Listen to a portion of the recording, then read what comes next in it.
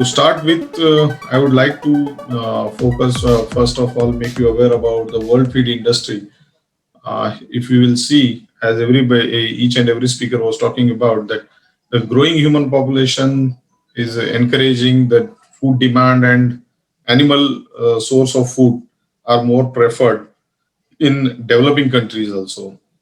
And for to satisfy the hunger of those animals, now the feed production has reached to 1 billion tons in the, if we see on the world side, which is around US dollar 400 billion.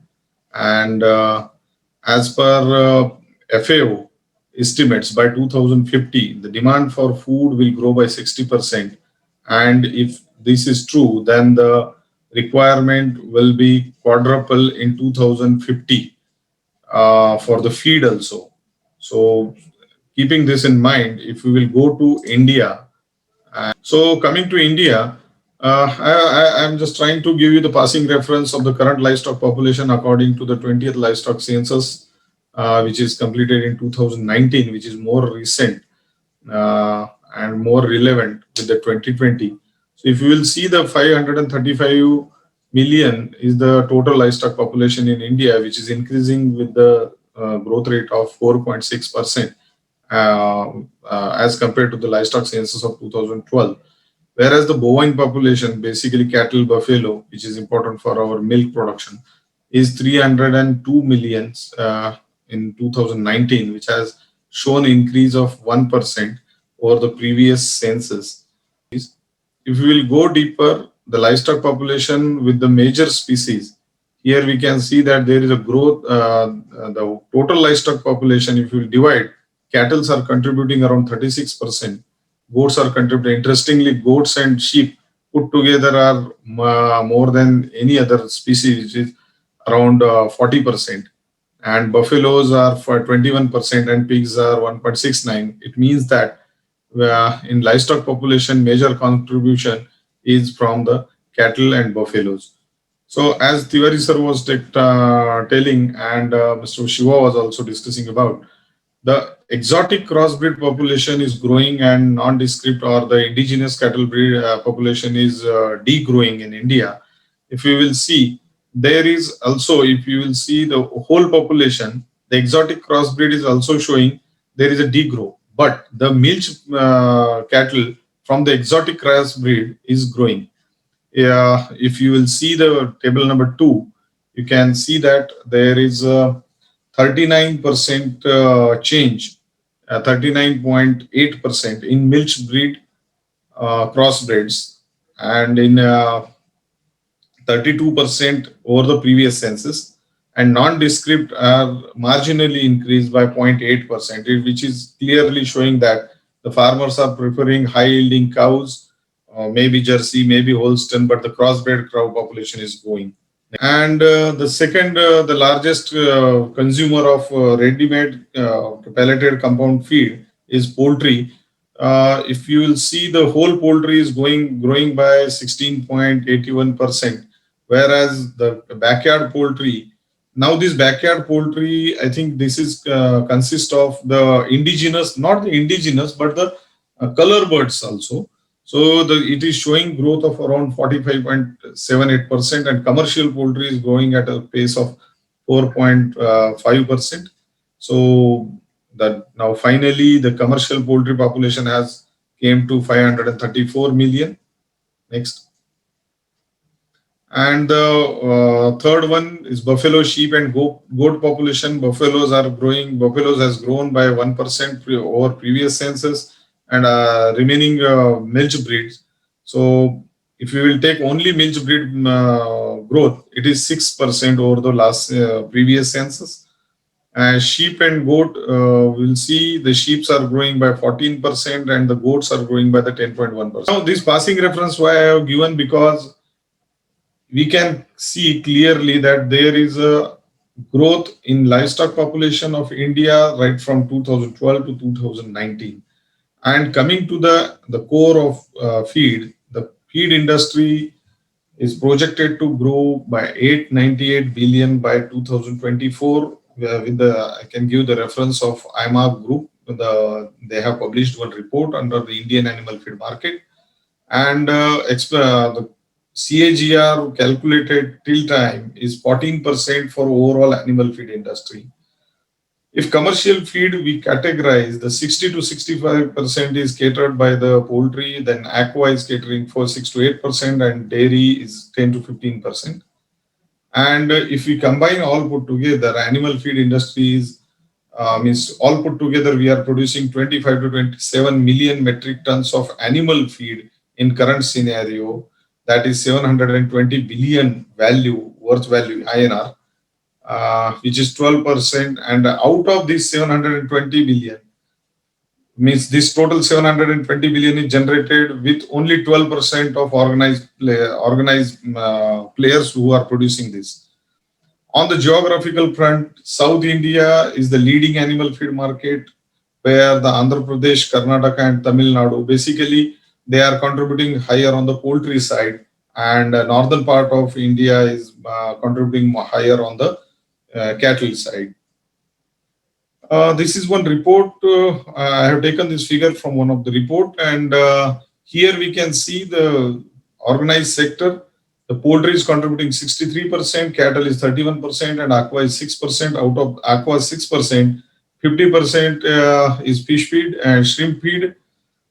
And in this, 16 to 17 million metric ton is feed production for poultry, 7 to 8 million metric ton for cattle, and zero point 0.8 to 0.7 to zero point 0.8 million metric ton for fish, and for shrimp it is 0.9 to 1 million metric ton. And here the CAGR is given for financial year 2017 to 2020 is poultry 14 to 15%, cattle 10 to 11%, and aqua 4 to 5%. And shrimp is growing very faster, that too on the coastal region. That is venomized shrimps are grown, and it is by 12 to 13% growth CAGR is seen. And if we keep in mind the CAGR mentioned there and calculate with the coming 5 years and 10 years, that is 2025 and 2030, the poultry we will be producing around 32.73 million metric ton, and cattle will be 14 million metric ton, aqua 2.6 metric tons. All put together, we will be producing 49.70 million metric ton. Today we are producing 27 million metric ton, and we will be producing around 49 million metric ton in 2025. If we will take the same CAGR, then in 2030 it will be 19.1 million metric ton. So if you will see in the percentage, growth percentage, it will be approximately twice than what currently we are doing in 2025, and it will be 2.5 times in 2030. This is with the help of only organic growth of livestock population in India. There is no any bigger factor which will increase the demand for the cattle or the livestock feed in India. And the growth drivers for the animal feed industry, already we have discussed about the animal protein consumption, which is increasing. That is poultry and aqua, means poultry and fish consumption is increasing. There is a widening demand gap in green fodder, because already Tiwari sir was talking about some of the breeds which are taking more feed and fodder and water, but farmers are more interested in growing them only because of the production. They are not looking towards the kg fat, kg SNF production from the particular breed. So green fodder gap is very high. Fodder gap is very high currently, which will automatically put pressure on demand of the cattle feed. And the professionalization of dairy industry, where the small farmers are now maintaining their more number of cows, like 5 to 10. If you will see last 10 years, the 10 plus farmers, means 10 animal plus farmer percentage is increasing. It is around now 20 to 22% of the total industry, and remaining 60 to 65% is backyard farming, and only 5 to 7% is actual corporate farming. The organized players are also coming in, like 50, 100, 200, 500 animal farms But unfortunately, there are very less examples of successful such corporate farms. But now they are adopting some more technologies, so maybe in future we can see more organized players.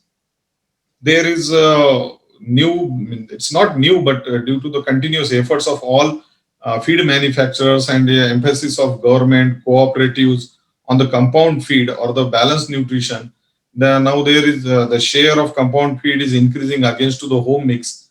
If I can quote about Maharashtra approximately requirement is 4 lakh metric ton per month, and all put together organized players are producing 80 to 1 lakh metric ton per month. So what remaining? The remaining is home mix only. So increasing consumption of type 1 feed means currently now people are, as we have seen in January, there was a good demand for the milk and there was a high rate of 30 rupees, up to 30 rupees in Maharashtra. So people were preferring the quality feed, type 1 feed, and type 2 and type 3 feeds are going down, so that they are they are trying to get better quality or better, higher protein and higher fat content feed to produce good quality of milk. Some of the government policies, major packages like 15,000 crore package is declared for investment in the dairy industry. That those things are also giving the positive impact on increasing animal population and by then animal feed requirement. There are some of the factors which are restraining the growth of industry, or I can't say that growth of the industry, but hurdles definitely. As Mr. Shiva has quoted, it was a roller coaster ride in 2019-20, and it is absolutely true. So all type of hurdles we have seen in 2019-20, and very much uncertainties for milk production. Sometimes there is a shortage, sometimes immediately we are getting the flush. Nobody is able to predict what exactly going to happen, because 323 for SMP in January and today 175 is something unbelievable. So some of the factors like there are some high import duties on feed ingredients which are restraining us from producing better quality feed or higher cost feeds. Then some regulatory regimes are there. Then volatility in raw material prices because of these El Nino factors, climatic variation. The crop productions has impacted a lot, and which is creating volatility. Frequent disease outbreak in Maharashtra there is an outbreak of lumpy cow, lumpy skin disease. Such kind of FMD is continuously there. So these are some of the hurdles which are faced by the farmers in currently. But after all this, we have to go ahead. We have to go ahead and as both of the previous speaker has spoken about, there is a good future for the dairy industry, poultry industry, and other livestock industry. So we have to think about the way forward. India has already got number one position for meat, wool, eggs production, and well, not one, but it is the largest population among all that. And seeing to the current situation, there is acute shortage of feed and fodder. Not the feed, but fodder is there is a acute shortage, at least in the southern part of the country.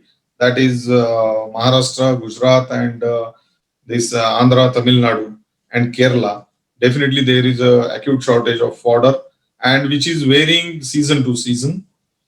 And currently, if we will see the raw materials used in the production of animal feed like soybean meal and sorghum and maize are being diverted to the consumption of human, leading to a shortage in feed industry.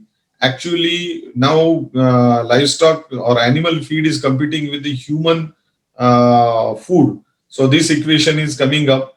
Now we have to. That's why it is becoming more expensive and unviable for us to incorporate into the feed. So, for getting a sustainable solution and lower cost ingredients in livestock production, we need to go for some novel ingredient which will be not competing with the human food, and having some more values, and which is waste for somebody can be used as a food for animal feed. In that, in foreign countries currently, insect meal and distillers dried grain are the highly popular ingredient which are incorporated in the feed, and they are utilizing it for as a protein source. When we are now, we will just leave this point about the what the measures we can take for at feed mill level to for effective utilization, and we'll go for these novel ingredient which are called as NCRM, that is NCFR, that is non-conventional raw materials or non-conventional feed resources. Here, what I mean to say is that currently, if we have some feed formulation which is contributing, which is having protein, energy, and the filler part, and some additives. In that protein part, we are utilizing this your soybean or some other oil seed cakes, which are dependent, which are the byproduct of oil milling industry. So they are highly dependent on the crushing of the seed and the total production in the country. At the same time, if we will uh, divert our usage, we can't divert all the usage, but we can make 10 to 15% diversion from the conventional raw material to non-conventional raw material, which will definitely reduce the pressure on the conventional raw materials.